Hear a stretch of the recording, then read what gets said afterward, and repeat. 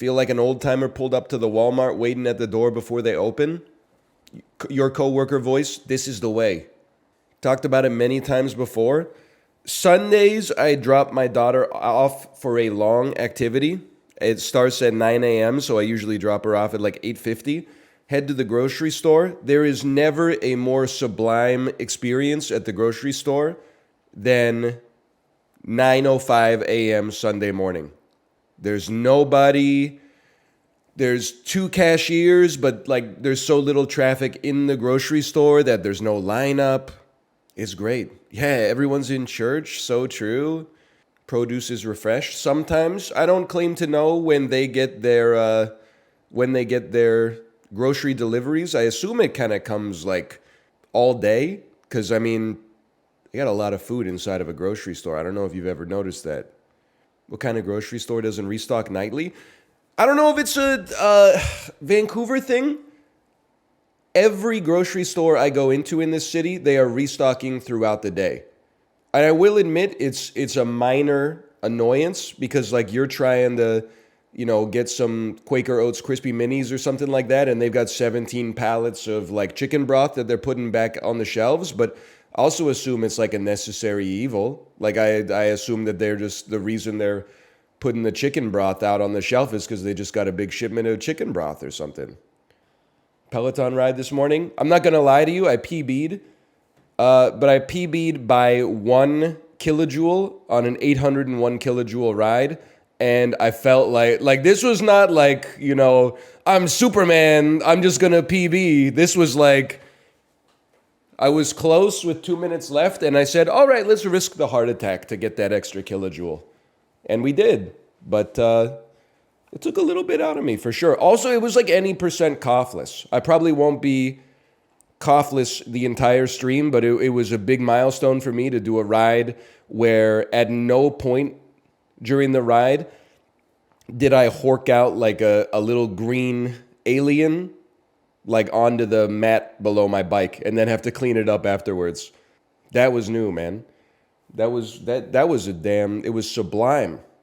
NL, please, I need to know your skincare routine. It's 2 things, okay? Washing my face with soap in the shower and then right before bed. And then also a very bright 50% yellow and 50% white light on top of my webcam pointed directly at my forehead. You should moisturize? Yeah, you should probably do a lot of stuff too. No, I'm perfect. Well, you're not subbed. Sunscreen king? Yeah, like sometimes. But honestly, like I know this is not how it works. I'm shaking off the yoke of the idea that I have to be a perfect human. And I'm simply living my life and not necessarily saying that it's 100% optimum at all times. I've been a little bit pale lately, so I've been like going outside with no sunscreen. And I'm pretty sure going outside with no sunscreen doesn't actually lead to you getting tanned. But like for me, it feels like I'm doing something as a result of that. Like I'm picking up a little bit of a hue. You don't need sunscreen in Vancouver, don't worry. Thank you, DL Guiga. Thank you, DL Guiga. You saved me. Don't listen to him? What do you mean don't listen to... I didn't say don't wear sunscreen. All I said is sometimes I do, sometimes I don't. If I'm going to the beach, if I'm going out in the Caribbean, my ass is wearing sunscreen, no doubt. If I'm going out for like a walk for like an hour, I'm not putting sunscreen. No disrespect. Like it's just, I ain't got time for that. Why? Because they tell you to put it on 60 minutes before you go outside. Sometimes my wife is like, hey, can you go get a rotisserie chicken from the grocery store? And I'm like, well, then I gotta could you build a time machine and tell me an hour ago so I could put the sunscreen on my skin and then go to the grocery store? Like, that's some information that would have been useful to me yesterday. I've never heard that before. Try reading the back of your sunscreen bottle instead of getting all your advice for skincare on TikTok. That's just it. Listen, I'm throwing some shots. I am. I thought it was only 15 minutes. Oh, you're not sous videing it? You're not getting the reverse sear? I've been running hatless outside as well. Imagine if I just clicked new game by accident. Imagine if I forgot the fact that the ball already rolled all the way to the bottom. What does it matter if we start a new game? Yep. I forgot about the sprint. You can tell we're sprinting because our FOV got wider. I don't know. I feel like I'm at the next. It started with the idea that I would regrow the horseshoe, and I rejected that idea. But I've landed on the compromise of just going hatless outside. Why hatless outside? I don't know. It feels like I'm turning my baldness into a point of pride instead of. I mean, it was never something to be ashamed of. But I guess partly wore a hat because I didn't want a sunburn, and partly wore a hat because it's like a bald guy's hair. But now I'm like, fuck it, bro. We're Bezos maxing. Get it twisted. I will be going on human growth hormone. I will be taking steroids and wearing a puffy vest. I will be looking like an ex-military special forces mercenary in my 50s. I'm just kidding. I'll probably just look like a guy. Maybe like a bald Andy Daly type deal. Did you see the Twitter thread of the Japanese guy who moved to Canada? I think so. Is that the one where it was like, he was answering the questions? The question was like, how do you get a job? And he's like, you don't. Even Canadians can't find jobs. Are Canadians racist? In public, they will deny that racism exists, but in private, they're the most racist people you've ever met. I was like, listen, I think he's wrong on a lot of stuff, but I can also understand where that frustration comes from, especially as like, like when I was living in Korea, for like the first month of it, I was like, this is the greatest country on earth. They solved all the problems that North America has. And then after you live there for like a little bit, you have to do like something real, like interact with like the bank or a government or something. You're like, what the fuck? This country fucking sucks, bro. And they turned all the solutions from North America into problems. And the real answer probably lies like somewhere in the middle, I guess. But like, the point is, you got to consider the source that you get it from. Like me, I'm not a good source for like, is Korea a good country to live in? Because I lived in a little expat exclave, essentially, where I barely integrated with like interacted, I should say, with like the real systems of the nation that you would have if you're a citizen. Not to mention, trying to pick up the culture like in one big gulp at age 22 or something like that. You lived in Itaewon? I did not live in Itaewon. Don't insult me, okay? You think I'm U.S. military? Not yet, brother. Wait till the Patagonia vest arrives. I didn't even live in Seoul. You moralizing Seoul. You didn't really moralize, but just you made an assumption. You know what happens? You made an ass out of you and me. But anyway, yeah, I never really like made an effort to like become I don't know, a normal citizen of the nation of South Korea. So like all my opinions are basically like about Korean private schools and then also like the worst bars on the planet because they only appealed to expats living in Asia. So it's basically something like that. I wouldn't take my opinions on Korea too seriously. Unless you're asking me as an ESL teacher. Even then it was like 14 years ago basically. I'm sure things have changed, but one thing, and again, you may disagree with this, okay? I'm not a formal Andrew. I don't really care what you wear, but I did work in an office where, at least for a time, you had to dress, I don't know, what would you call it? Business? It wasn't business casual. It was like one step above business casual, but not like a tuxedo and tails. And one thing I don't understand is like the whole time when I was growing up, you would always hear boomers say stuff like, oh, I hate wearing a tie. Like it's like the tie is like a noose to me. Like I can't wait to get this tie off of my neck. I wore a tie every day admittedly it was only 2 summers, but every time I wore a tie, I was like sick. I get to wear a tie today. It's kind of nice. It's like as a man, I really don't feel like there's easy ways to go up like 1 to 2 points of attractiveness instantly. But just dressing in like a suit is how you do it. Like it's all I got, man. Anytime I get the opportunity to put a suit on, I'm like, yes, I get to be like hotter today because I could wear a suit. Nothing stopping you from wearing a suit on stream. It's cringe a little bit. I think like that's because then the flip side of that, and I'm not knocking anybody who does this. You can wear whatever makes you feel comfortable. But for me, like the idea that like the suit makes you hotter is great. But there's a cringe energy to like, oh, someone gave me a compliment the one time I wore this suit, so now I'm going to wear the suit every single day.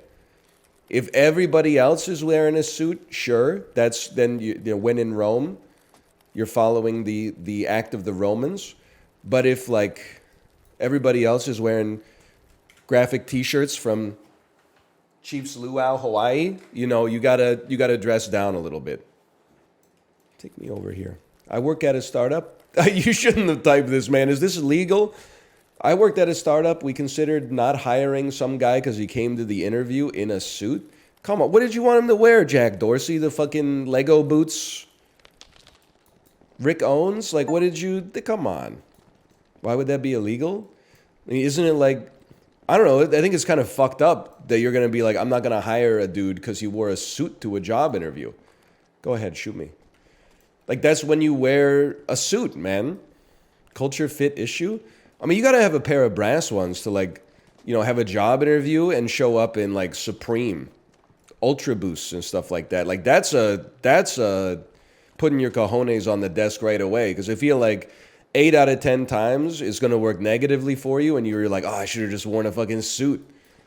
Also, no disrespect, okay? But like, I'm starting the Butlerian jihad, but I could be persuaded not to. I don't know. My opinions change pretty rapidly. But, like, you're a startup. You're nerds. Don't be those nerds who, like, you're nerds all the way through high school and college. Then you get a little VC money, and all of a sudden you start dressing like rappers and looking down at the people in the rat race. What are you doing, man? Y Combinator literally made you, bro. You're made of the same fucking riboflavin as the rest of us. Started dressing like Jay-Z just because you got Series A funding? Like, you're banging on the keyboard all day, brother. Like, we're not so different. Just relax, man. I miss when Delta Force used to look like accountants. Wait, back it up a little bit. You ever see the photo, though, of that guy in the U.S. military, the originator of Delta Force? And it's like, you wouldn't believe it, but this is actually one of the scariest people on the planet. And it's just like a 50-year-old man with old man glasses who looks like this. You ever see it? Go find, librarian, find the photo. When you link it, I'll make the face. It's something like that. You'll find it. When you see it, you'll be like, that's the face. It's actually pretty good. I mean, I think I've gone too far in my 90s maxing. But every once in a while, like 1998. Oh! You would go to a friend's birthday party, and your friend's dad would just look like a normal guy. And then, like, he'd be like, okay, guys, like, the pool's warm, time to hop in. And he would take off his shirt, and he would have, like, an 8-pack. And you're like, what the fuck is a normal guy doing with an 8-pack? What happened to those kind of guys? Now every guy that is fit has, like, a full sleeve tattoo and, like, a tack vest on at all times. He does look like a nerd. I wouldn't say I, like, miss the aesthetic, because, like, he was probably doing some bad stuff. Or I don't know, maybe he was, like, preserving the freedom of the world or something. I don't really know, honestly. But he does, his eyes have a certain vacancy that scares me, for sure. He was doing bad stuff. Yeah, I don't know. I don't really know what Delta Force was up to. Probably. The fact that I don't know about it means that it's probably... You know what? I'm just going to keep my mouth shut. I don't want to end up like in a concrete box somewhere or something like that. I have an 11 p.m. beer league game tonight. Honestly, God's strongest soldier. That's so fucking late. I could never. I remember thinking 10 p.m. was a late time for a party to start in college.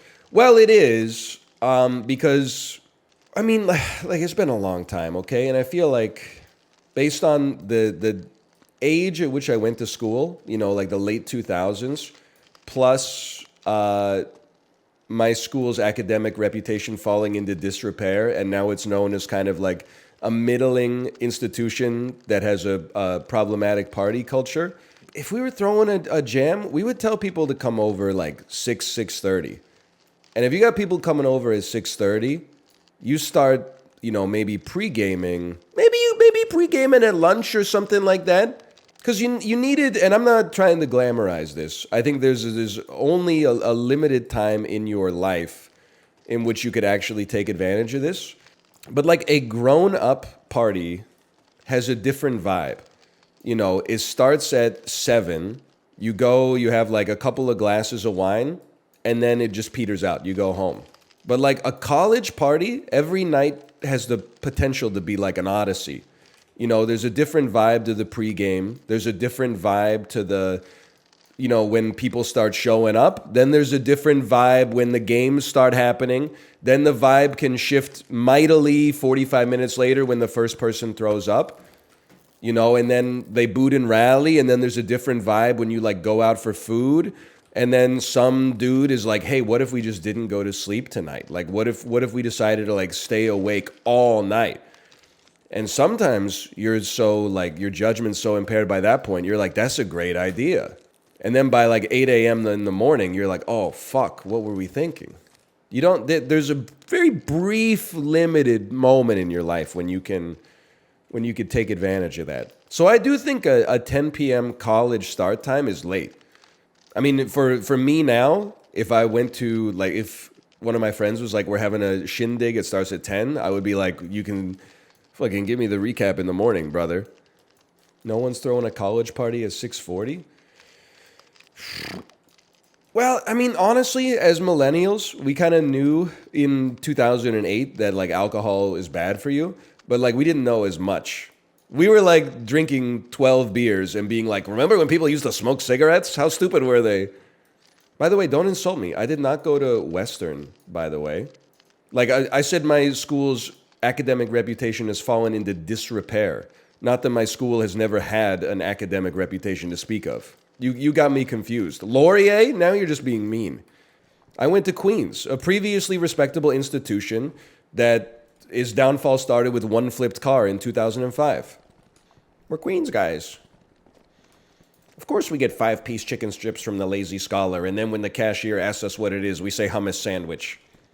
I don't know if the Lazy Scholar still exists. It was a quick serve restaurant when I was there.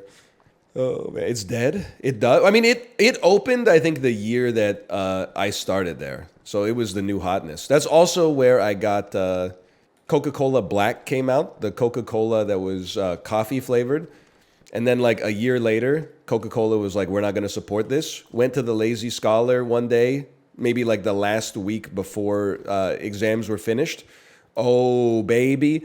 I swear it to you, they were selling 12 packs. Buy one, get 11 free. So you got 12 bottles of Coca-Cola Black for the price of one bottle of Coca-Cola Black. It was crazy, man. I've never seen a deal like that in my life before. It was like 92% off. Now, was it good? I didn't drink coffee at the time. I thought it was like pretty bad. But also, I was like, I can't pass up a bargain like that.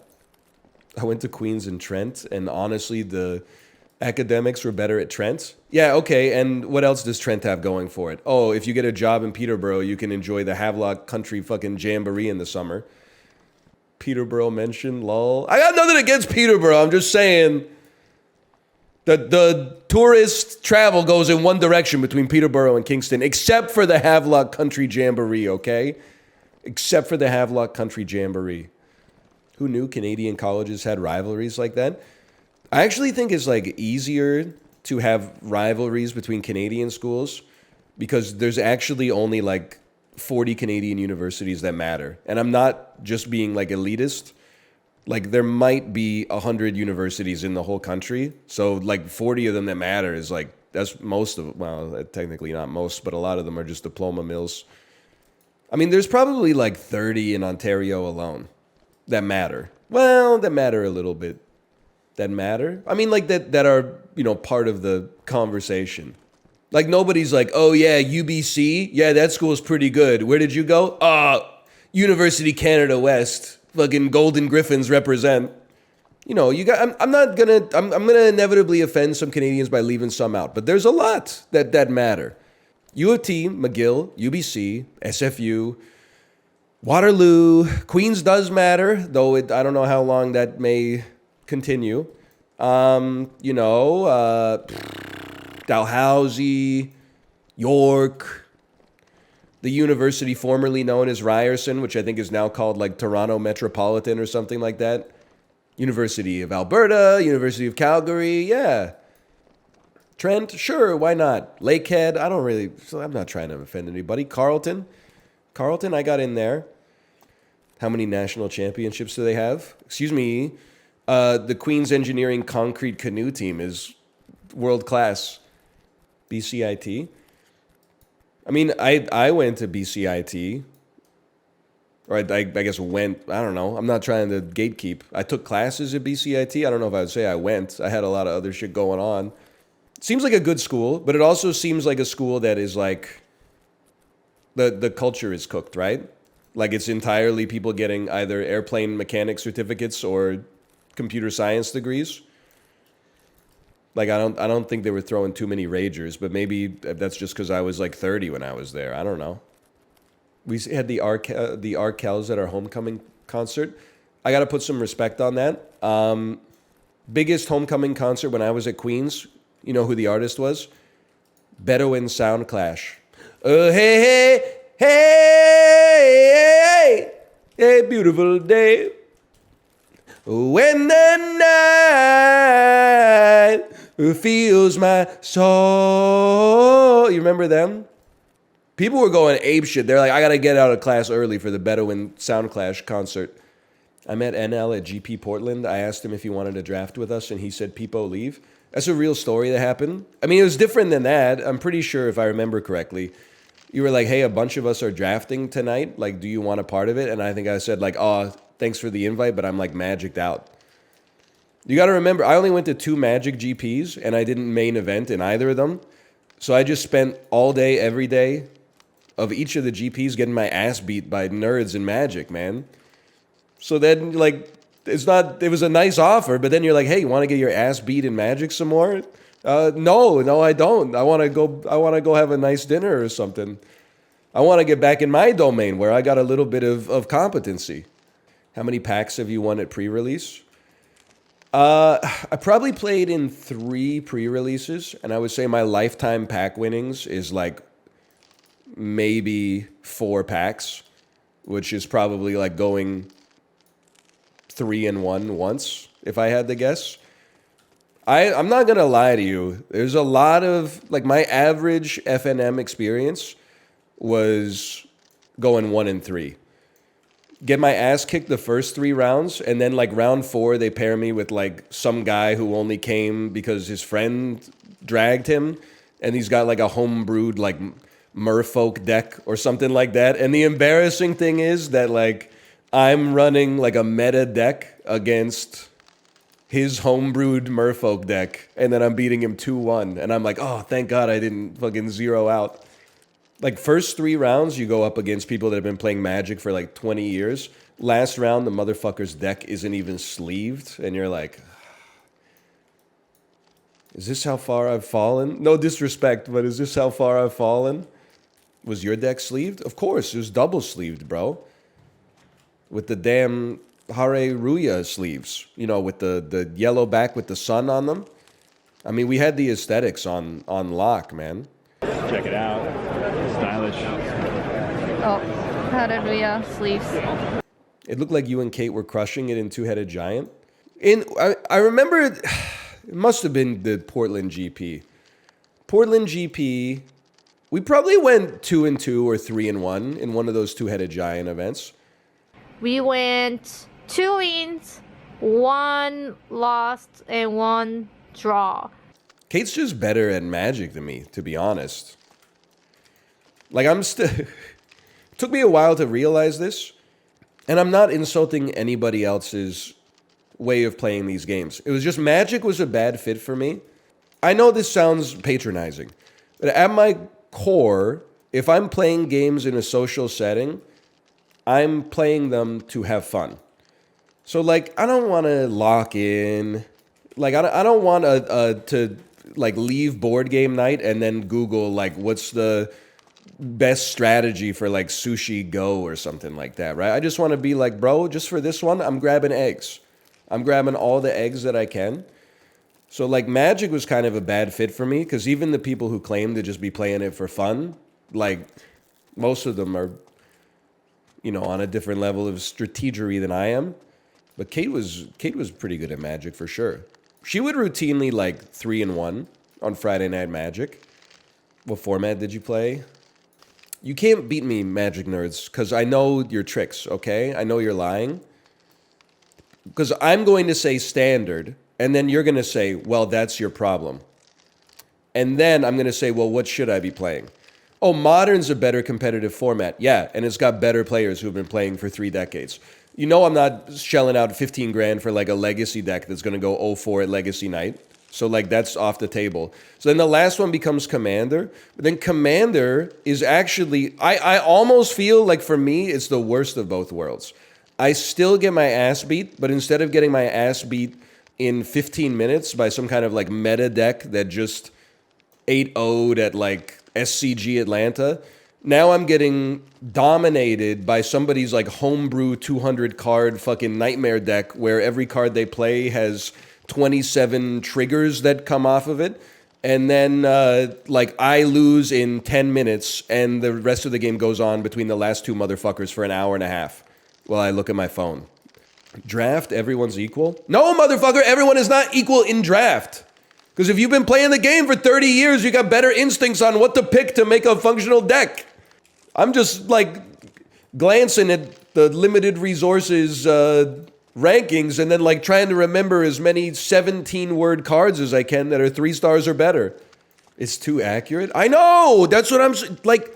It's really easy to get into Magic. Step 1, play it for 20 years before you really get invested. That's why, honestly, like, just give me Monopoly, bro.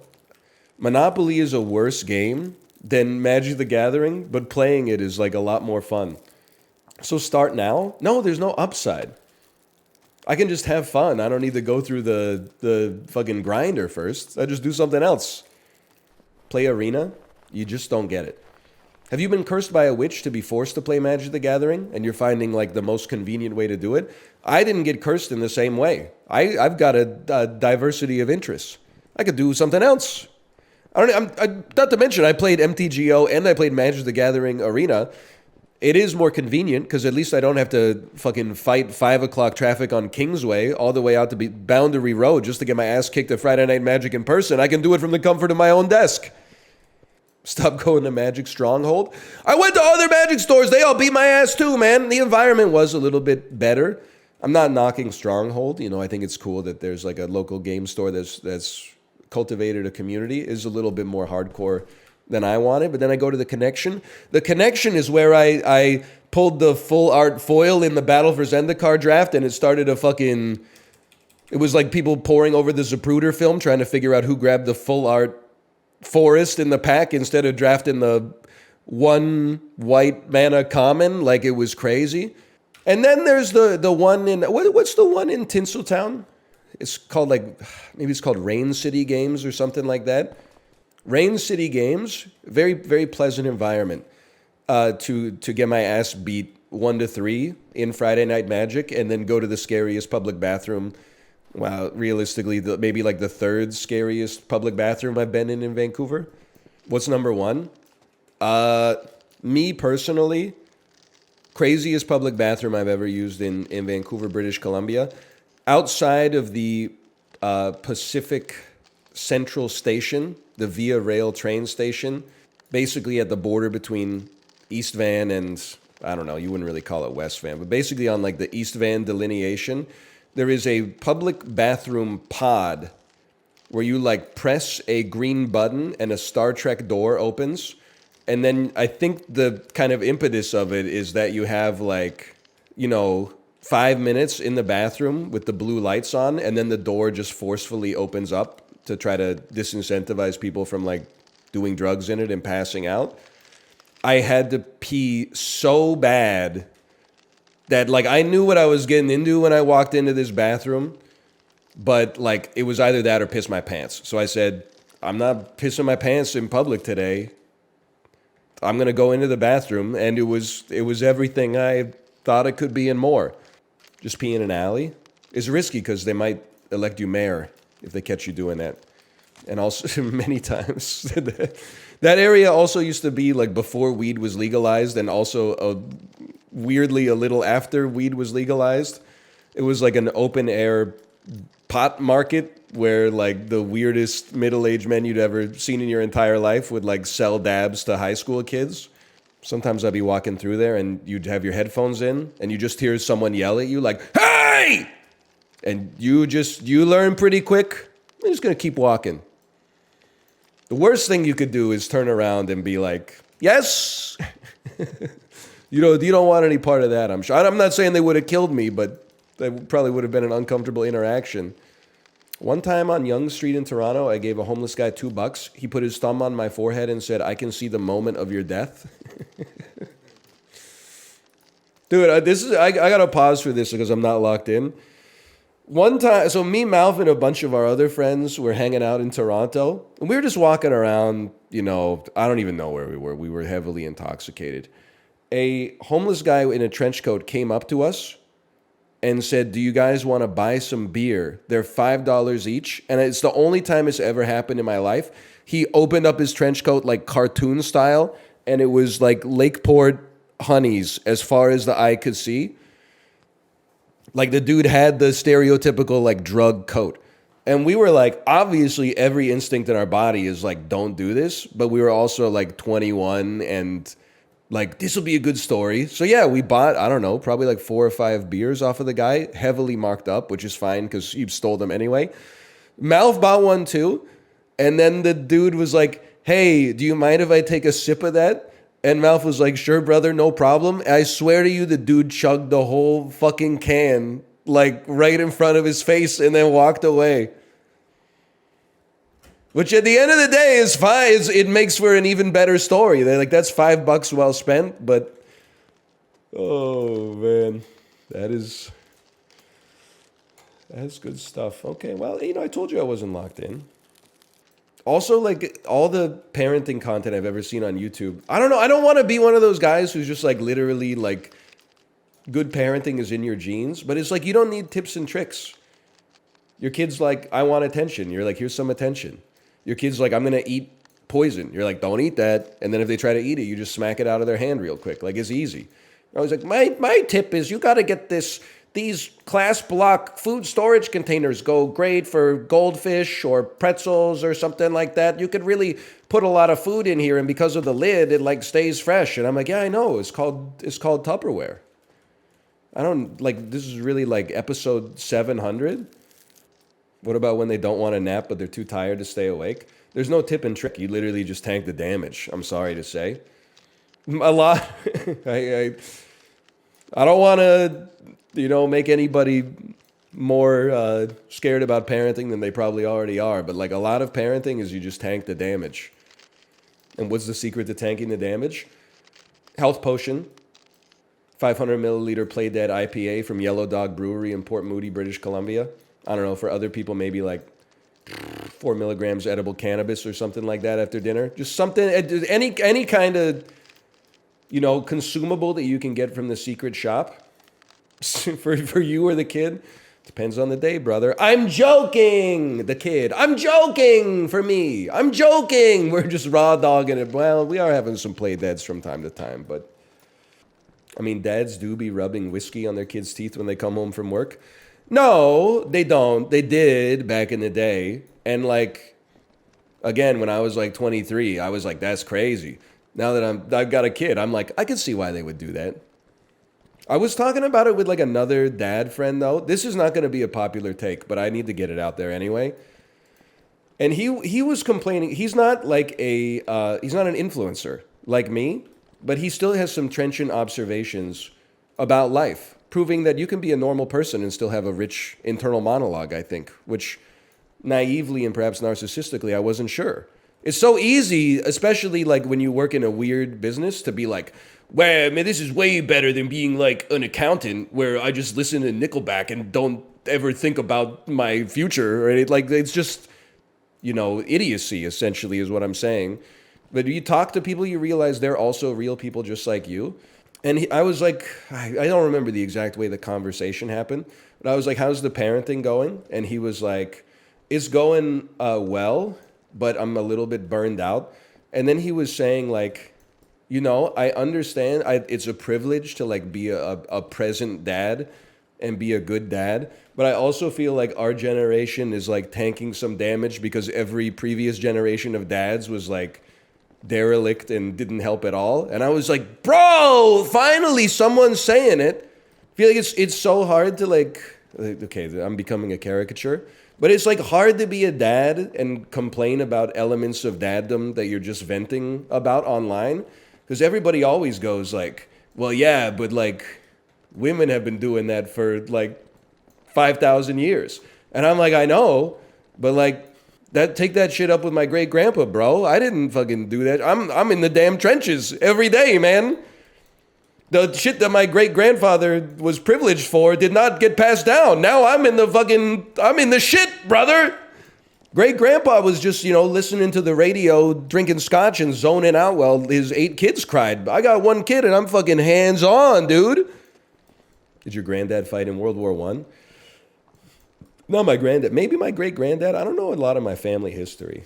I honestly think that it's possible the Letourneau family, like, we just slipped in the intra-war space. Was Canada in Vietnam? I feel like I want to say the answer is no, just because, like, I've been to a lot of Remembrance Day ceremonies, and they mention World War I, World War II, the Korean War. They never mention the Vietnam War. And they probably would have if we were involved in it. Some Canadians went to the US to go to Vietnam. I actually saw an interview on the news of the exact opposite. It was a dude who lived in like northern British Columbia, and they were interviewing him because he cut down like all the trees behind his house last summer. Yeah, good idea. Really good idea there. Because he was worried about wildfires, and then literally that summer the forest burned and his house was saved just because he cut down all the trees. And he was like, I didn't want to cut down the trees, like I'm an environmentalist, but at the same time I didn't want my house to burn down. Like, what are the odds that it happened right away? And they were like, how long have you lived here? And he was like, I draft dodged the Vietnam War in like 1968 and moved here and bought this house, and I've lived here ever since. And I was like, holy shit, it's the most based man in history. Dude literally said, nah, I'd rather be Canadian. Almost 60 years ago, lived in the same damn house the whole time, saved his own house from being burned in a forest fire. I always think about the motherfuckers who were like in the Korean War. They're like, there's only a few examples, but there's like 3 American soldiers who defected from America to North Korea during the Korean War. And I'm always like, man, I wonder. It's just an interesting story, right? To imagine like the range of emotions, the litany of feelings you would go through over like the next 4 or 5 decades of your life. Bro, why? I mean, it was like, I don't want to say it was 50-50 at the time, but like, I guess in a way I have sympathy because they're probably like, I don't want to be here in the first place and I don't want to fight. So like if I defect, at least I can be the American guy that they parade on TV that is like, America sucks, North Korea's better. Like that's a cushier job than like fucking once more into the breach, right? So I can at least understand the incentive in a way.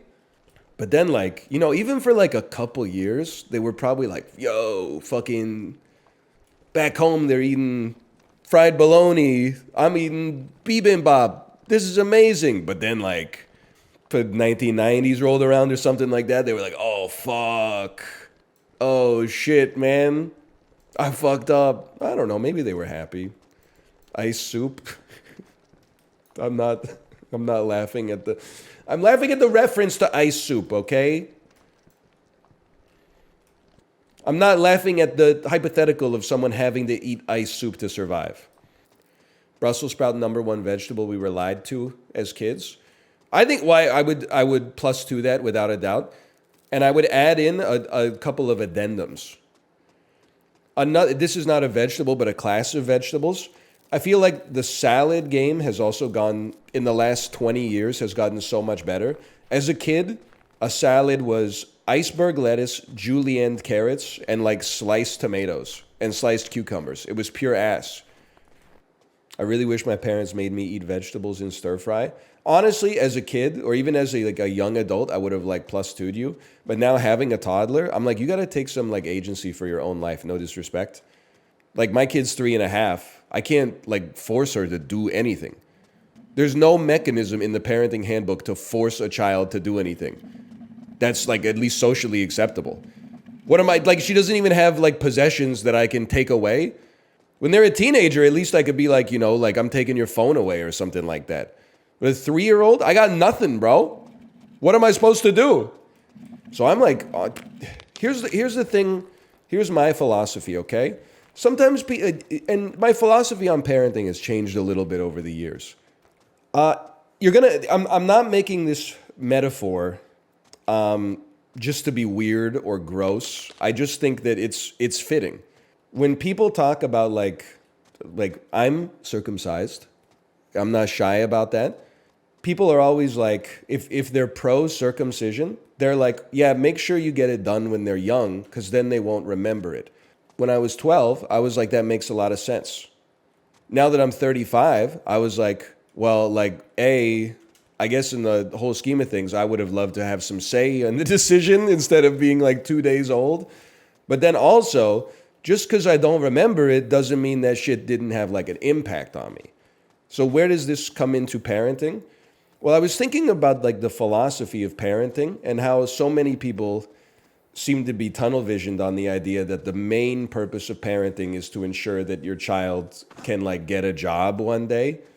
And you realize, or I should say, I realized like as I was thinking, I'm like, if the average person lives to be about 80, they're a kid for like almost a quarter of their life. The idea that like a quarter of their life is predominantly, job training to be able to like have the habits that enable successful like existence in the adult world, but also like following instructions from your boss. That's a little sad. So like I want just because my kid may not remember this time in their life, like I still want them to have fun and be a kid and like, be serious when it's time to be serious, but get a richness and a quality of life that even if they don't remember it, I'm assuming that it still has like an impact on them in a positive way. But the catch for that is that if I'm giving you a good life when you're 3, you also got to start taking some responsibility for your actions. I don't want to hear my daughter, age 25, be like, oh, why did you let me get away with like only eating spaghetti when I was a toddler? It's because we fucking gave you other shit and you cried and fucking threw it on the floor and then wouldn't eat it. And we're like, well, we have to choose between like starvation or like just we got spaghetti in the fridge anyway. Might as well just warm it up. Like we got shit to do too, man. My sole quest in life is not like, just to make sure you eat a little bit of zucchini, which you ate earlier and said you liked. Like, I'm not raising my child to be like some kind of like super achiever or student or something like that. Okay, my wife's, she's brought up a salient point. She said, you said you would only accept straight A's in school. Yes, that's because school is easy. And you only need to get over an 80 to get an A in Canada. And by the way, I will accept some things that are not A's. I don't really care if she gets a B or a C in physical education. I feel like that one's kind of like a dartboard. But like in the core subjects, I feel like she has the scaffolding around her that she should be getting A's. What I will say is, because you might say that's tiger dad parenting. I don't think so. I think tiger dad parenting is like you need to be on the top of your class. I don't really care if she's on the top of her class as long as she's getting straight A's. There's probably going to be some fucking super soldiers in her class that are getting like 105% in every class and in like 17 clubs because they want to go to Stanford or something like that. I don't really give a shit if she goes to Stanford. But I'm like, if she's in school for like 8 hours a day, she should put enough of an effort into it to get straight A's, which is not that much effort. You mostly just got to sit down. Did you get straight A's? Well, I did mostly, which is why I feel like I know that you easily could. I easily could have gotten straight A's. It's just like, some days I was like, I don't really want to study for this. I'm content to get like a 75 in geometry and play like 5 extra games of Madden tonight or something like that. Rules for me and not for thee. Yeah, welcome to parenting, bro. My mom smoked cigarettes. She said, you should never smoke cigarettes. I didn't say like, oh, make it make sense, hypocrite. I said, that makes sense. You cough a lot. And then she fucking quit, bro. And you know what? I also quit not getting straight A's. When I went back to night school, my ass got straight A's. Now, admittedly, I was in 1 to 2 classes a semester, so it's like a little apples and oranges, but still. Do grades matter? I honestly don't care. Listen, if she comes home with like a B+, what do I care? You know, it's not a big deal. If she comes home with like 5 fucking C's in the 8th grade, yeah, we're going to have a conversation. Like, no disrespect. You learned to read when you were 3 and you've got a C in 9th grade English? Like, it just doesn't compute. You got to like fucking act right. Be serious. C's get degrees. Not in middle school. Excuse me, some lung butter. In med school, sure, man. Did you ever consider that school kind of sucks? No, tell me more, fucking 16-year-old, about how school sucks. I went through it when you were fucking zygotic. She's going to put the system on trial because she's like lazy and 11 years old? No, it's not going to fly in my house. It's intellectually dishonest. I don't know, like going back to night school, I always liked school decently enough, and sometimes like I even loved it as a kid. But going back to night school, I was like, what the fuck? School is cracked, bro. Literally, you just go sit in a chair and a smart person like passes their knowledge onto you. And then you're going to be like, but they give me homework. Yeah, but then they got it. That's homework for them too, because they got to fucking grade your homework, man. They're sacrificing. And then everyone's like, my teacher sucked. Yeah, because they got fucking 30 shitty kids in their class, bro. And some of the parents like care, and some of the parents don't care at all. And some of the parents care too much. I'm not saying all teachers are great teachers, but like, whenever people are like, my teacher sucked, I'm like, did your teacher suck? Or like, were you just 10? Like, some of them, they might have sucked. Like Rob has this story, his 3rd grade teacher for some reason had a vendetta against him, which is crazy. You know, I've had a lot of teachers in my life. Some of them were not great. Some of them were amazing. But even like the not great ones were like, you know, I mean, they're just doing their job. It's not like I wasn't beefing with them or something like that. My 8th grade teacher told me I'd never make it in life and I'd be flipping burgers. With all due respect, like, okay, they shouldn't have said that, but that's one data point in like a long school year. And it's possible that like you fucking deserve to hear that in that moment. It's not nice to say to a child, you know, like you're not going to enjoy your life if you keep behaving like this. But after like 4 months of you cutting up in class and like not doing the shit that they asked you to do, maybe they got a little frustrated and were like, this is my last chance to motivate this person to give them a chance. Sounds like you were goofing off a little bit in the 8th grade. How'd you do in high school? Did you establish good study habits in high school? Led you to a decent 4-year college? You got a computer science degree?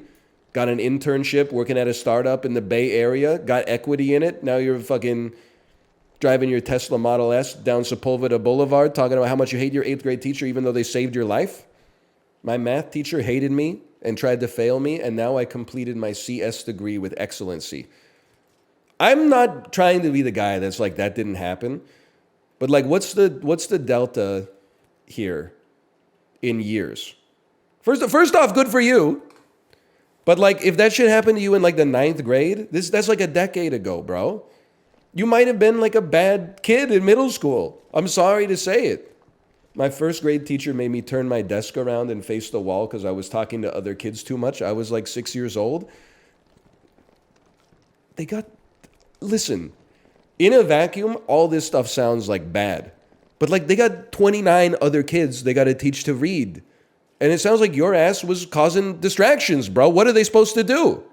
You did nothing happen. You just got punished. It's okay. I can't believe you're holding a grudge for it like 20 years later.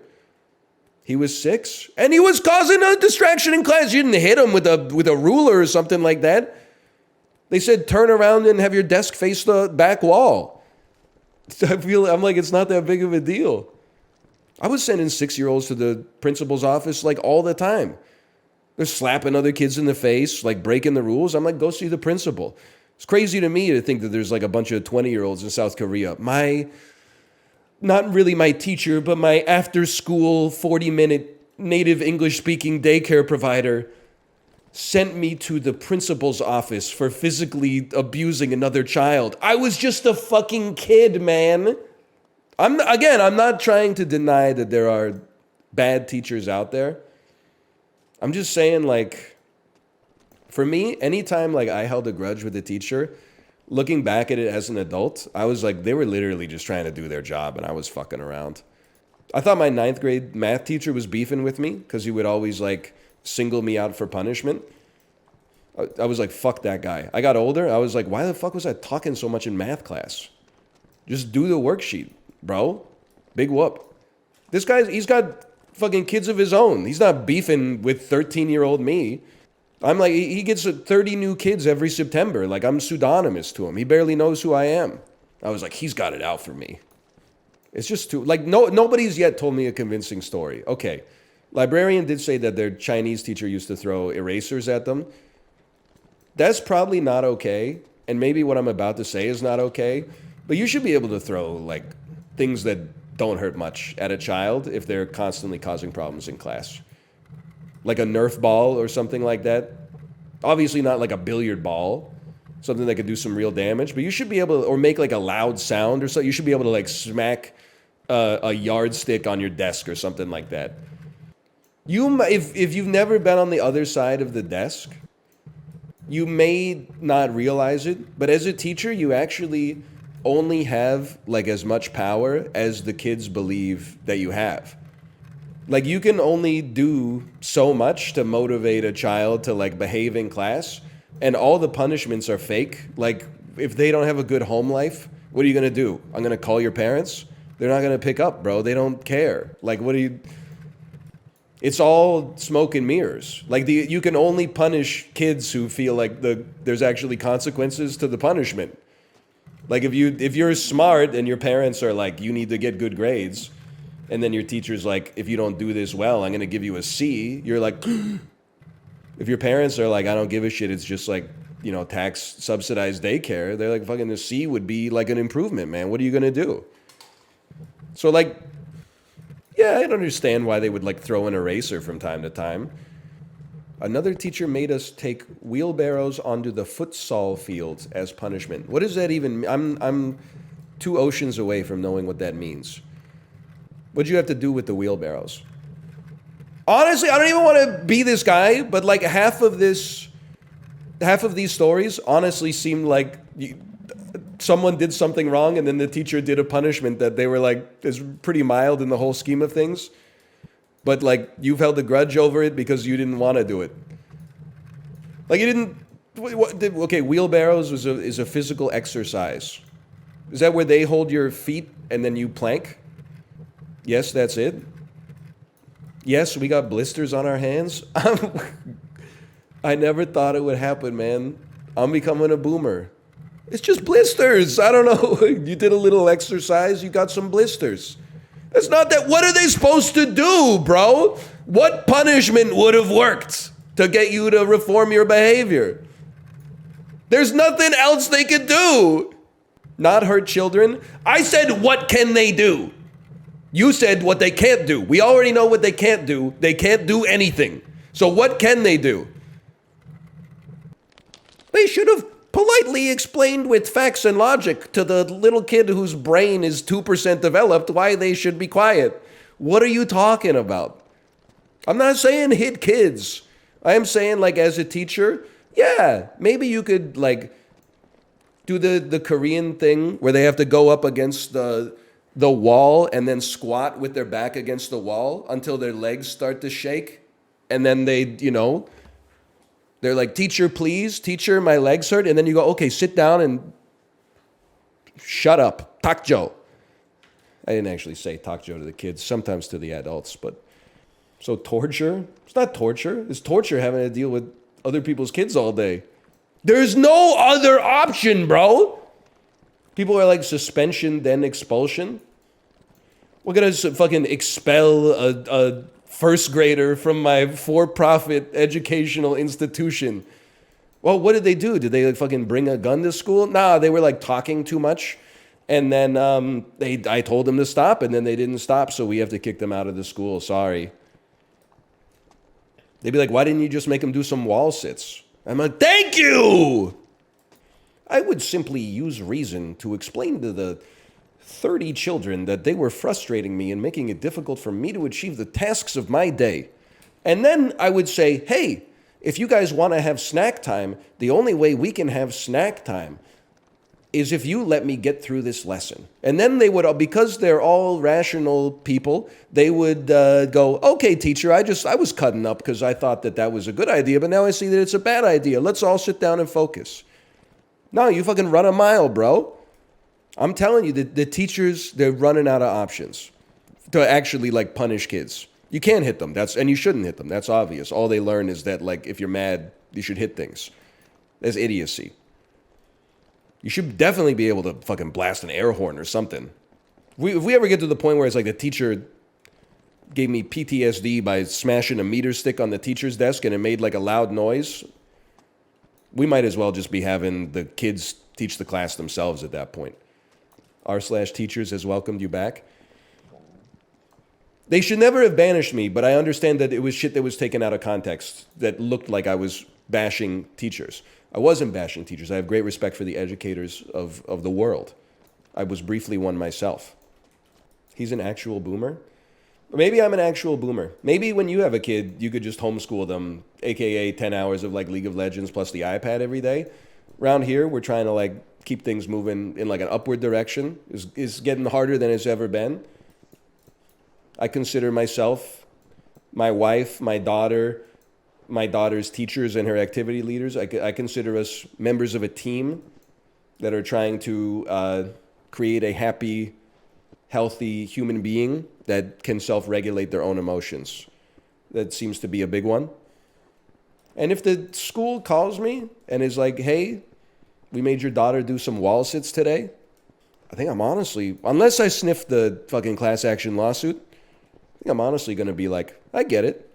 Yeah, I can understand. She could be a handful sometimes. I can understand. Let me guess. You said you got to stop talking and do your worksheet. And she said, I don't want to do my worksheet. It's boring. Can't handle that kind of insubordination. What if other people start catching on to that shit being boring? We had a teacher that passed the girls and failed the boys until eventually there were 13 girls and 0 boys left. That person shouldn't be teaching, for sure. But I do also want to say, like, it's a rite of passage, right? To have a teacher like that you can bond over and everyone can be like, you know, fuck this teacher, that's a rite of passage, man. It ruined my life. Oh, dramatic much. What are you talking about? In 9th grade tech class, it was an open secret that the tech teacher gave the girls preferential marks and the boys had to work harder. I swear to you, it wasn't an r/incel thing. It was a known fact in that class. Lots of girls who didn't even know how to type got 100 in that class in the 9th grade. Lots of people who typed 112, 115 WPM got a 70. That's me. Should he have been teaching? No. He spent almost every class just checking his email. And the thing is, like, he wasn't getting a lot of correspondence. I think it just took him that long to, like, log in. Still holding the grudge? No, it's just a story now. Now you're like, you know, I wonder what he's doing now. It is kind of sad, though. I don't say this to, like, dunk on him at all. It's just the passage of time. It is kind of like, you know, 10 years after you graduate from high school, you're like, I wonder what that guy's doing now. But I graduated from high school, like, 18 years ago. Some of those teachers ain't with us anymore. And then eventually, one day, I ain't going to be with you anymore. It's just dust in the wind, man. He might still be kicking. I don't know. People live for a long time sometimes. He would probably be like in his late 70s if I had to guess. I'm just saying, like, I'm sure when I taught in Korea, I know there were some kids beefing with me. There were some kids who were like, you know, they walked into class and they're like, my job today is to like ruin this old man's day. But like, I wasn't beefing with the kids. I was just trying to get through, like, because fucking after I finished dealing with this guy for 40 minutes, I got a 3-minute break And then I got to deal with another motherfucker for 40 minutes. Like, it's just another day at the office, man. How'd you guys know I was typing? Caught? Psychic? My mic was muted. How'd you know I was... How'd you know I was... It's not about you? Oh, yeah, that's right. My mistake. Did you see somebody call Dan a beta on Twitter because he mowed his lawn for the first time ever? Verbatim. I knew you were a beta, but Jesus Christ, this is just plain embarrassing. Oh, man. Okay, don't link the tweet, librarian. That's churlish. This is like the Mythbusters scrapping that episode about like how to make a bomb from stuff from the hardware store. You can't just link it and then say like, you know, don't make a bomb. You gotta delete all the footage for the good of mankind. You in your tweet, you linked a random pizza place instead of the publisher. Okay, that's true, but that is the account they told me to link. There's a GG on the end of it. Oh, okay. I'm just going by the email, man. I'm just going by the email. I'm going to assume that they didn't want it to link to the random pizza place. Dude, the bots on Twitter are so funny these days. Yes, meine Nacktfotos im Profil. But like, yum, this game shines. A beacon of fun and kindness, forging a bond between gamers and my heart. Heart emoji, smiling face with 3 hearts emoji, hashtag Rumble Club, hashtag cool. Thank you. Very, very cool, Crumpy. Very cool. Yum, this game shines, a beacon of fun and kindness, forging a bond between gamers and my heart. So nice. Real person. I saw bots arguing about Fire Emblem the other day. We're so cooked. You know what would be sick, though? What if you could do like a salty bets and you could get 2 bots like into an argument with each other, and then you guys could start selling options on who's going to win the argument. Like you finesse the Twitter interactions until 2 bots end up like locked in on each other, just replying over and over, and then you're like, I got 2 ETH on meine Nacktfotos im Profil. You see Girthmaster on Twitter? What do you do and how much do you make? So I'm an OnlyFans content creator. I'm in the top 0.1% of earners on the platform worldwide. Between $40,000 and $80,000 a month. What is your weekly work week like? So typically I'll probably shoot a couple of times a week and like edit the videos, spend a lot of time marketing. I'd say I spend 60 to 80 hours a week working. Was that the guy who was making 40 to 80 grand a month on OnlyFans when he got interviewed? Yeah, I saw the interview, like the 30-second interview. Good for him. I got nothing. I mean, just surprised you can have a OnlyFans with such a small penis. The joke is that apparently it's enormous. I didn't see the thing, okay? I didn't see the thing. I only saw the people saying, I went to his OnlyFans and this man is honestly being underpaid. I only saw that. You see the Costco chicken guy? I did see Costco chicken guy. You know who I am. I don't want any trouble. I got 5 chickens. I don't want any LED on them. None. Scan my shirt 5 times, buddy. 5 times. I need the Costco card. That's a regular credit card. I need the Costco card. Okay, hold on. I got one. I don't know. Here you go. I don't want to charge it on this card. I want to put it on this card. Scan it. I think he's a TikToker. I think he's a TikToker. Scan it. I did. Okay.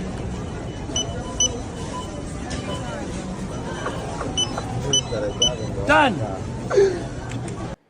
The guy who said he doesn't want the LEDs. First I thought it was just a funny guy who had the rotisserie chicken barcode on his shirt. Then I realized it's like a funny guy who's like a little bit insane as well because he doesn't want the light from the LED touching his chicken. He does say scan my shirt. I don't want any funny business. Yeah, I mean, I think that he must have dealt with the rebuttal before that, why do you want it on your skin instead of on the outside of the chicken. But like, you know he's got something. He's like, this cotton's been polarized to deflect LED light or something like that. We're ready to go. Okay, slash marker. Rumble Club. Wake up, honey. New physics-based multiplayer zany party game, perhaps game show type battle royale just dropped. This is Rumble Club, available now on Steam, !Rumble Club, and you can check it out for yourself. It just came out this morning. I am sponsored to play it. Thank you, Mad Mushroom GG, for the sponsorship. If you're watching on YouTube, go click the link in the video description. Now, it's a cross-platform physics-based multiplayer battle royale. That means Android and iOS go up against PC. You know what that means if you're on PC? Free wins. They may not have wanted me to say that, but you know that's the way it goes, man. You know that's the way it goes. Hold. Okay, honestly, it's a battle royale.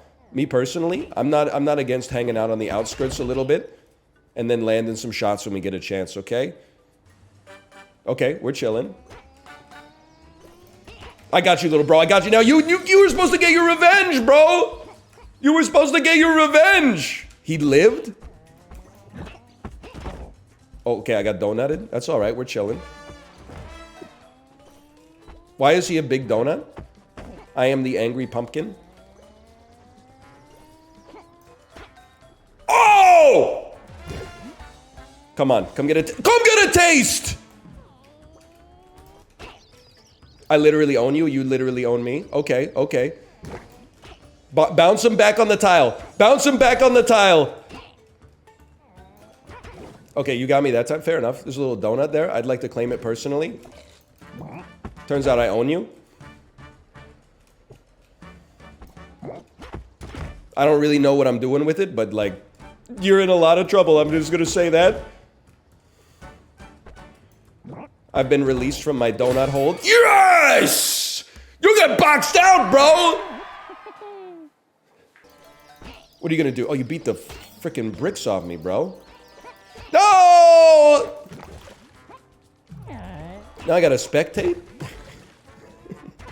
New rule, you can't kill the streamer first. Because then I gotta spectate the rest of the match instead of just queuing up for the next one. Bridge, you're in trouble. Highway's got you. He chose the far side. Oh, he punched his way back to greatness. I don't know, he doesn't have the tempo. Bridge, no offense, I don't believe. Oh! Save by the third party from the ether! Dented Banana, welcome to the show. Okay, Jalisco, playing the long con might be a good strategic play. Incredible shot, almost knocked him in, coming out with aggression, just wants to defend his space. I can understand that. He didn't pick a fight with you. The city moved to me and he wants out desperately. What a shot. He's doing everything in his power. He's picking up the USPS.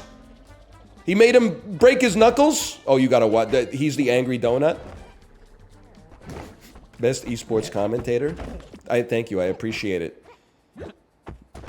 Now I'm in my head. Happy Feet. Wow, whoa, geez. Versus Jay Jalisco. With no items, final destination. It's about who's going to land that big two-strike punch. You're in trouble, Jalisco. You did your best. You're still alive. You have been killed, and then he's flying off in his FU spaceship. Congratulations. Good game. Good game. Wow, whoa, geez. I don't want to be... Okay, you're probably too scared to come this way. Pathetic. Guess what? I am the angry trebuchet. Whoops. What the heck? I got drone struck, man. Stop dropping the anvils on me, you quadcopter! Oh, Jesus Christ.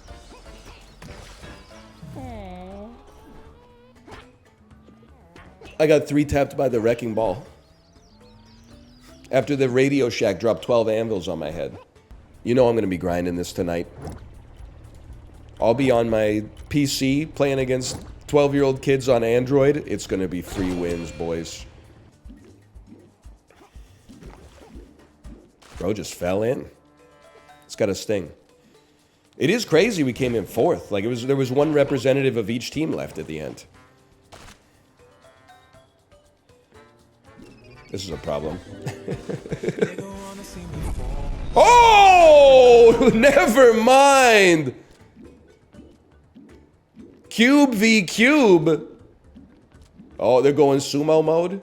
I mean, Diluvian Bear is gonna pop out the cube first, but he's gotta land the kill shot and not fall in himself. Okay, mission accomplished. That's gotta sting.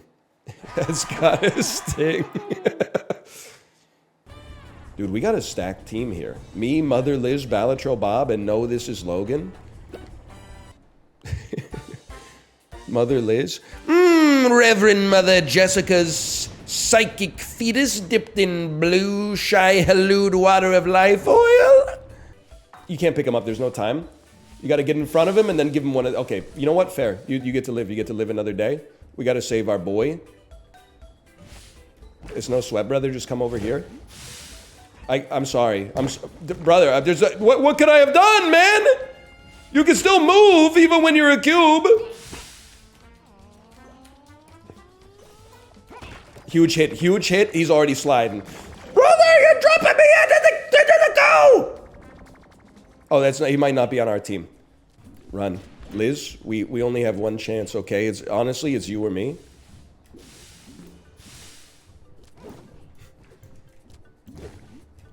It's both of us. Okay, we got regroup. There's strength in numbers. I wanted it, but I didn't want it that bad. Yeah. Run protection. I fucked it up. Never mind, send him. Don't. Okay, we got one. I can't go into the Lucio area, I'm sorry. It can't be done. Now I'm gonna come save you. I'm gonna save you! Okay, now we gotta go on the offensive. I'm sorry, Mother Liz, I think I turned you into a cube, but it had to be done. What an incredible anvil! Oh, no. I gotta get close to them so the anvil kills them too. Yeah, anvil your whole team. Anvil your whole team. Brother, what the fuck? All 4 red team members survived? Oh. Good game. We were doing some good, listen, did I have some friendly fire slip-ups? Yeah, but I was laying down some heat in that one too. You sold them? I did sell Mother Liz. But honestly, I mean, that's a comms issue. If we were on comms, I would have said, hey, don't go close to them. I can Lucio all 3 of them into the drink. But Mother Liz saw blood in the water, and she's a shark. LeBron caught dunking his team with anvil, turning them into goop cubes. Goop.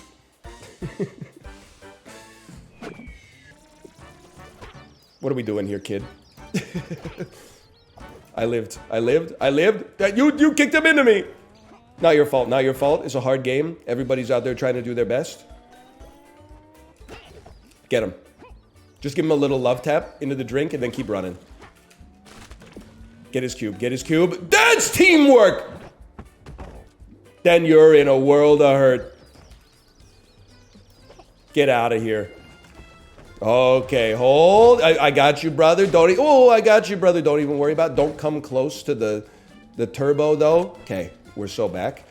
Let me get the USPS real quick.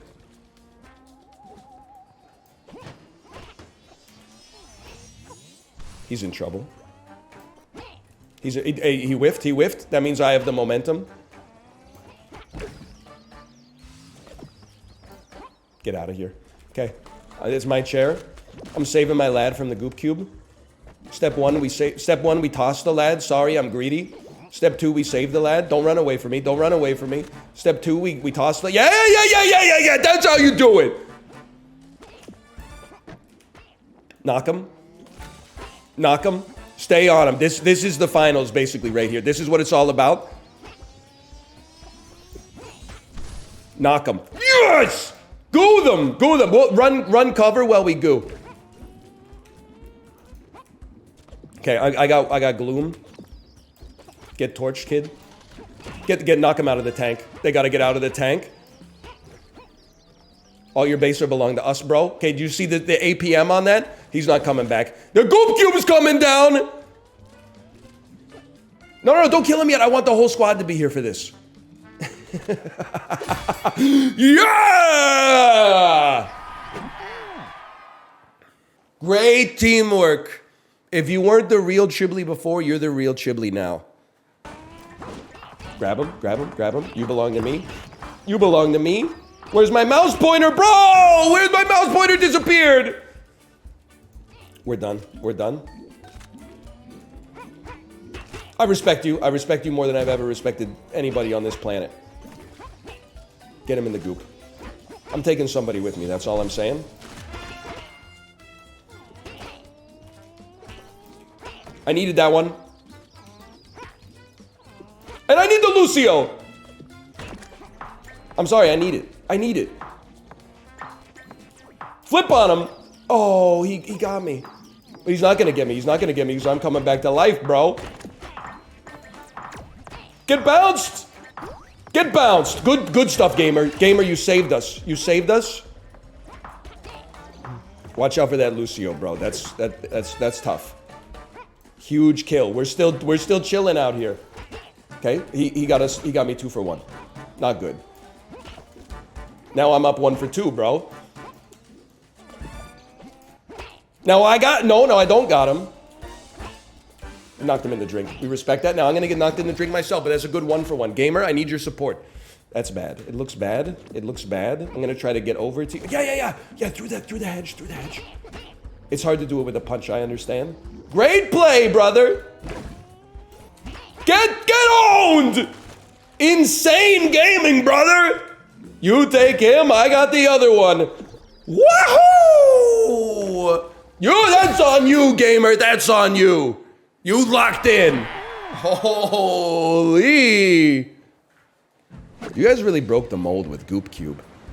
It really handles, or it replicates the desperation of knowing you're gonna die, but not having anything that you could possibly do about it. Oh no, Mike Rolla just waited though 25 minutes just to get killed in 2 seconds. Help me! Nice try. I'm alive. I'm alive. I'm still alive. I lived. Okay, hold.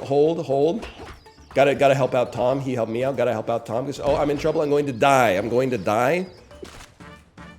Land on the roof. I did not land on the roof. I gotta stick close, brother. Yeah. Stick close. It's not your fault. Just give me what? It's your fault. You gotta throw up some kind of defense in that situation, man. Tom's the spectator. He punched him. It did nothing. You gotta charge up to 1x, bro. You can't just be throwing out jabs. I see a bundle of dynamite. I'm all in. You want the smoke? You want the smoke from Benjamin? There you go, a little Benjamin for you. Now I let you take out the trash. It's not who can get the most kills, it's who survives the longest. Then we come in like a freaking weasel and hit him with some of that! Get him. Yeah, greed! You got greedy, son! No. Go ahead. I'm ready for you. You ever see Saving Private Ryan? Oh, okay, you struck me. I'm in a little bit of trouble. We got to charge up a two banger and get him first before he gets you. Then a little love tap to put him in. Okay, I'm ready. I'm ready, willing, and able. Oh, you want the Lucio. You can't be leaving the Lucio behind. Trust me. Guys, you don't want to be here. Fight amongst yourselves. You don't want to be here. Oh, sorry. You don't want to be here, buddy. You want a slice or you want the whole fucking pie? You want the whole pie. We take those. Oh, you are the luckiest person on the planet. You're done. You just don't have the sauce. There's no shame in it. You don't have the sauce.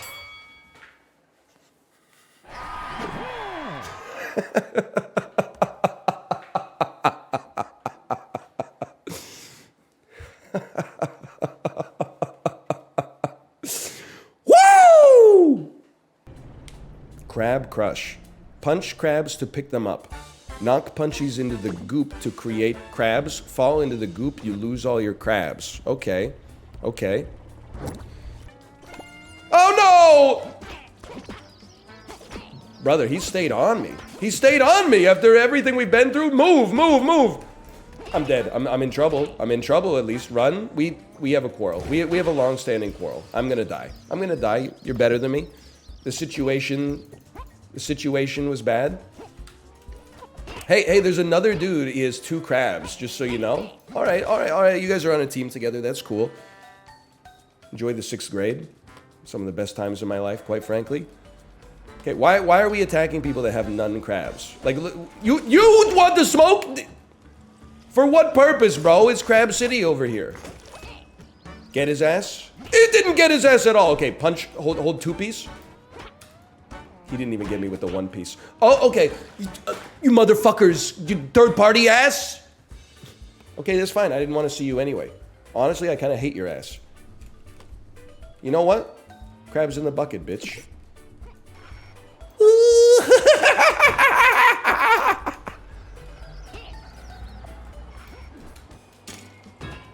Smartest play in history.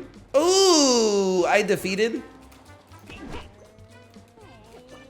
12 seconds until thinking wins. Honestly, we should have known. That dude has the sauce.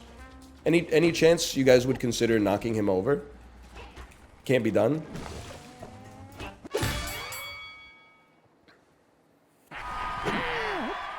Play again. That one's designed to stoke your acetylcholine. That one will piss you off a little bit. Dude had 20. I'm not mad at thinking. Okay, thinking was playing well.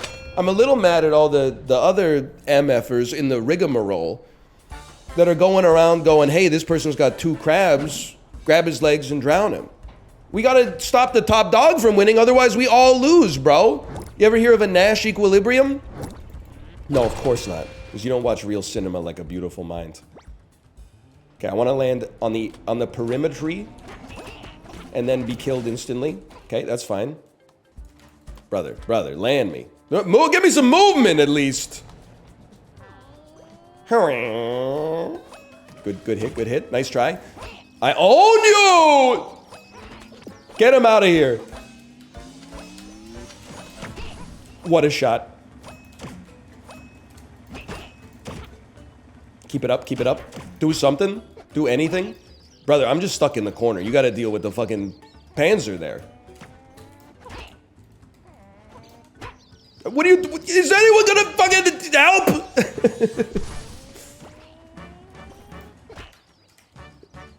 I'm sorry. I don't want the tank. I wanted him. We're in trouble, y'all. Oh, y'all, it's getting kind of hazy. We're not in the zone, brother. We're not in the zone. We're not in the zone. You're killing me for 3 seconds of zone time. Get in the zone. It took you 15 seconds to kill me. Get him. Get his ass, bro. He's killable. Get his ass, bro. He's leading the game. He's gotta go. Kill him. He's still getting... You fucking idiots, man. Kill him. He's got a big golden trophy on his head. Kill him. Throw him out. They got no game sense, man. Everyone's just going, ha ha ha ha ha ha. The dude with the trophy, you gotta pick him up and throw him off the edge, man. Why would you do this to me? Okay, you fucked me. You fucked me, and I fucked you. We fucked each other. That's my bad. It's no game sense. I got no game sense, bro. I got no game sense. But now that I'm on the flip side of no game sense, I'm like, yeah, but I beat you. So who's got no game sense now? So true. Also, you were the one walking at me like this. So there's no way for me to respond but to do the same in kind. Okay. I want to be in the room where it happens. I mean, nobody's getting killed just yet. We gotta find some goo first. I mean, I'm not even concerned with you, bro. I mean, we could punch each other, but there's not much rhyme nor reason to it, I suppose. See, now there's a little rhyme and a little reason. Whatever, I'm on 0 points. What do I care? Okay, pop me right here. I want to be in the room where it happens. Thank you, gamers. I tried to steal one. I'm not gonna play it cool. I tried to steal one as well. You want to get behind enemy lines and then send them in the drink. Want to get behind enemy lines and then send them in the drink. I don't even know what I do with this. Give me.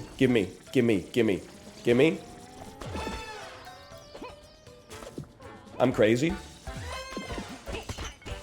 What do you even got on you, brother? I don't even know what that shit is. You gotta take care of this lad.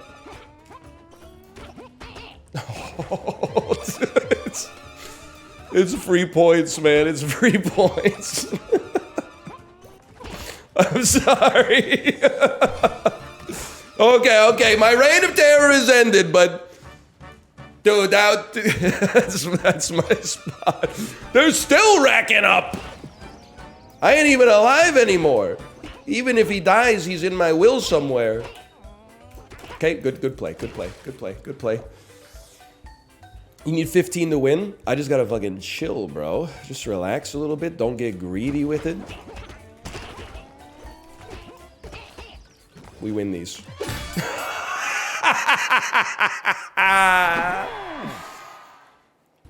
This is Tilted Towers. I know there's a map called Get Tilted.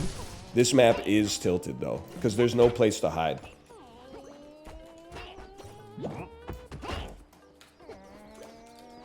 Okay, I saw that 2-tap coming. Timmy 2-tap, sure. I'm honest, I'm not even going for ill limbs, bro. I'm just trying to keep myself in a safe place. Don't swing your scepter at me. Oh, ball, turn around and swing at you, player. I'll knock you the frick out. I don't care. And then you deserve that. You deserve that. You come at me with that kind of aggression. You flash a piece to me on the lanes. You belong to me now. One of these days, I'm gonna land the dunk, and it's gonna go crazy, man. Run away. Got him.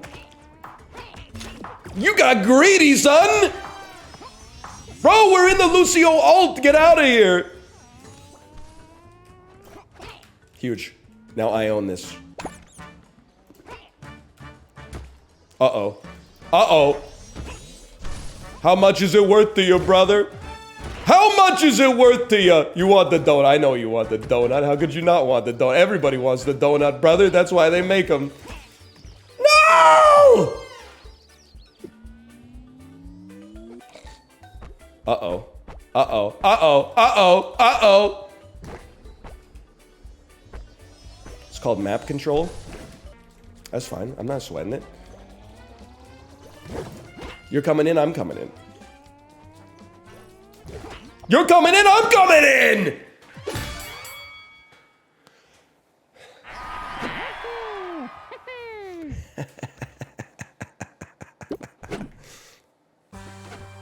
Sponsor, don't listen. Nobody tell Apollo about this game. It feels so good to have a good chance to win games in a game.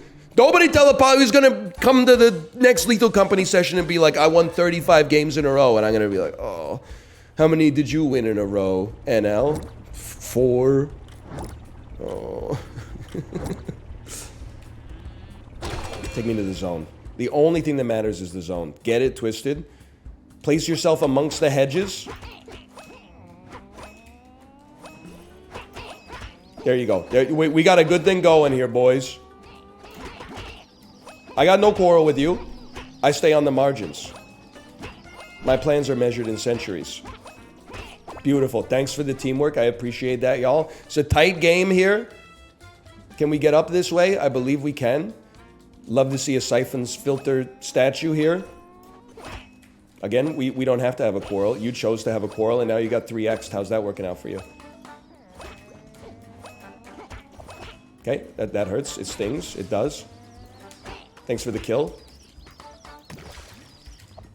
I was killed myself, so I can't really be mad, I suppose. First person to 100? Land me on Gil, bro. Gil's gotta go.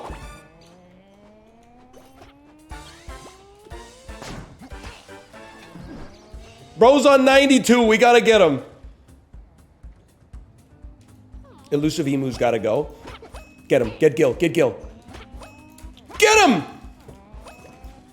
Don't fuck with me. Yes!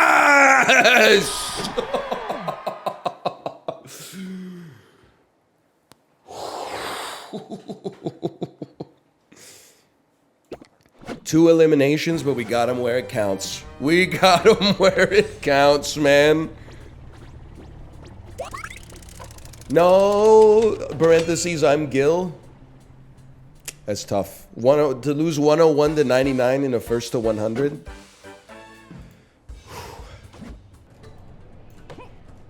Yeah, go. Okay, Joe. Okay, Joe.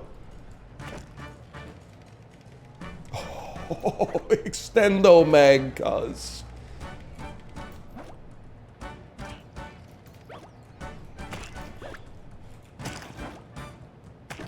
Come on, come get a taste.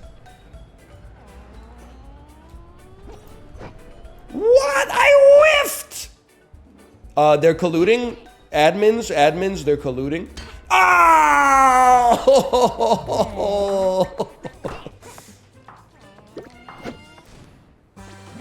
How could you?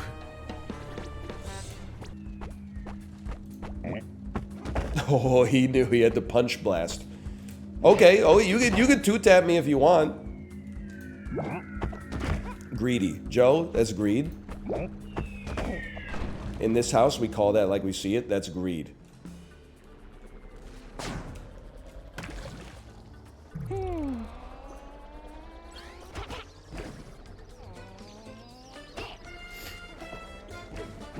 End of the day, I suppose I got one more in me.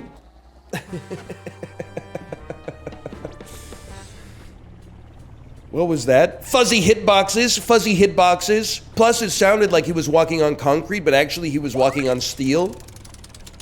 My wife is ready to stream. I will send you over there in 10 seconds. First, I want to say thank you to Mad Mushroom. We were only supposed to play for an hour. We played for like nearly 3 hours. This is Rumble Club, exclamation mark.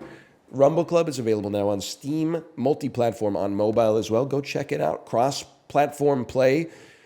Fall Guys-esque vibes.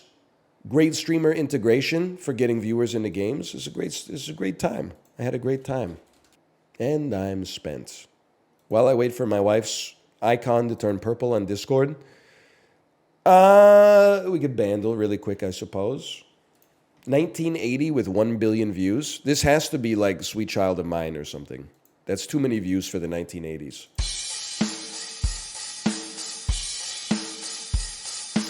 Say, little mama, won't you light my candle? Cause I'm sure I'll handle now. Tell me now.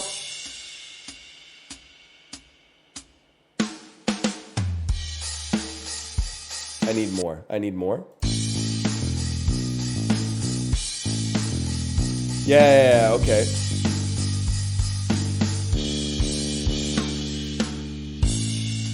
It's so obvious. Oh, it's back in black. Okay, that's easy enough. 1 billion views?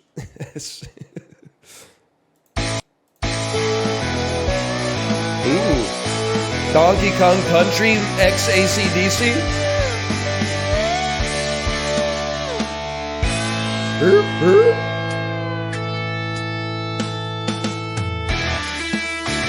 This is gonna give me DMCA, dude. This is just a song. It's just a song.